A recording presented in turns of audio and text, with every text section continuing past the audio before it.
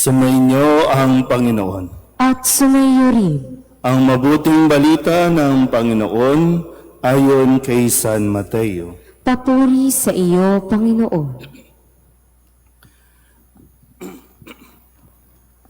Noong panahong iyon, isinama sila ni Jesus sa isang lugar na tinatawag na Getsemani. Sinabi niya sa kanyang mga alagad, "Dito muna kayo, mananalangin ako sa dako roon." Ngunit isinama niya si Pedro at ang dalawang anak na Zebedeo at nagsimulang mabagabag at maghirap ang kanyang kalooban.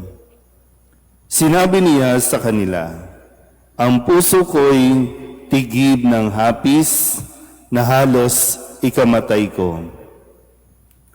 Maghintay kayo rito at makipagpuyat sa akin."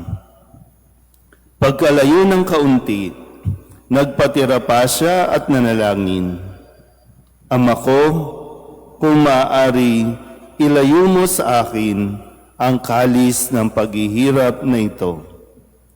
Gayunman, huwag ang kalooban ko, kundi ang kalooban mo ang mangyari." Ang mabuting balita ng Panginoon. Pinupuri ka namin, Panginoong Hesukristo. Isang magandang umaga po sa inyong lahat. Ngayon po ay Huwebes at tuwing Huwebes pagkatapos po ng pagdiriwang ng linggo ng Pentecostes ay ipinagdiriwang ng simbahan o itinilaga ng simbahan sa ating liturhiya ang pagdiriwang ng kapistahan ng Panginoong Hesukristo, walang hanggan at dakilang pari.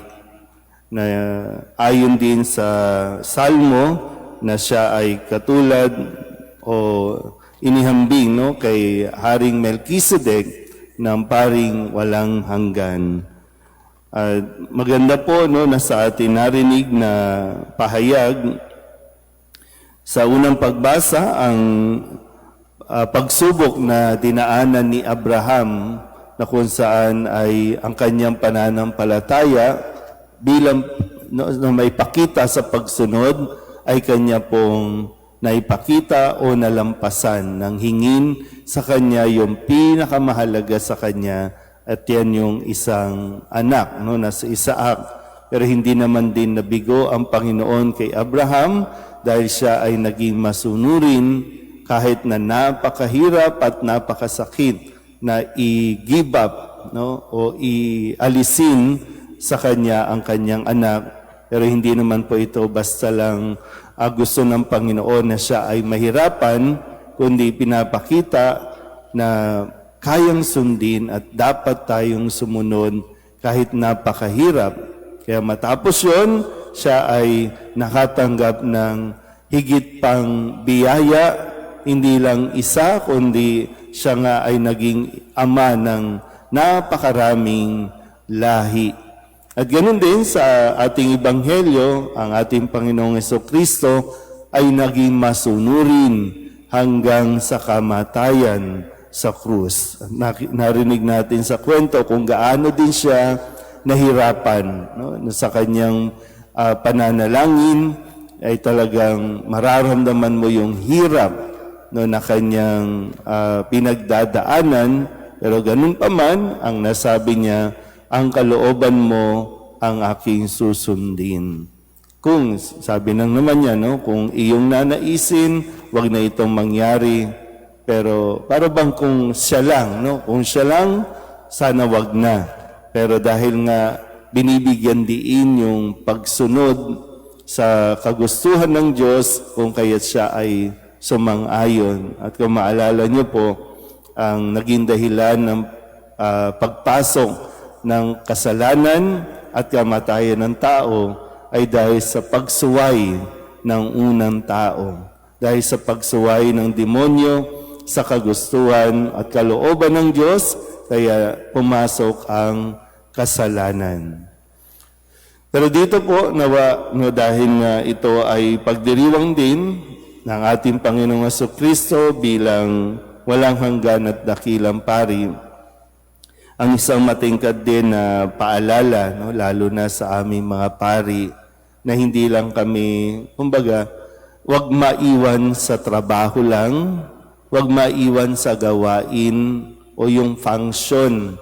Kasi ang pinakaunang dapat naming matutunan kay Kristo bilang walang hanggan at dakilang pari ay yung siya ay nagkakaroon ng pananalangin. No, mahalaga sa aming mga pari yung magkaroon ng panahon para sa pagdarasal. Kaya nawa, bagamat tayo po ay nagsisikap na magkaroon ng mga spiritual activities sa ating simbahan, pero yun nga po, maganda rin na mapaalalahanan kami na hindi dapat pabayaan, hindi dapat mawala sa amin yung pananalangin. Tutusin, no, ito ang pinakamahalaga na dapat naming gawin, yung manalangin sa simula, habang at pagkatapos ng aming pong paglilingkod. Ito yung ministry ng isang pari, ang magdasal. Hindi ang mga, kasi sa karanasan din namin, no, lagi na lang sa dami ng gawain, trabaho, nakakapagod din, at dahil dyan, medyo nakakalimutan din at naapektuhan yung pananalangin. So, ang pagiging pari, hindi ito trabaho. Ang pagiging pari ay pagdarasal. Lalo't ngayon, napakaraming dapat na ipagdasal. Pero lalo tigin, ang isang pari ay dapat nagdarasal. Amen.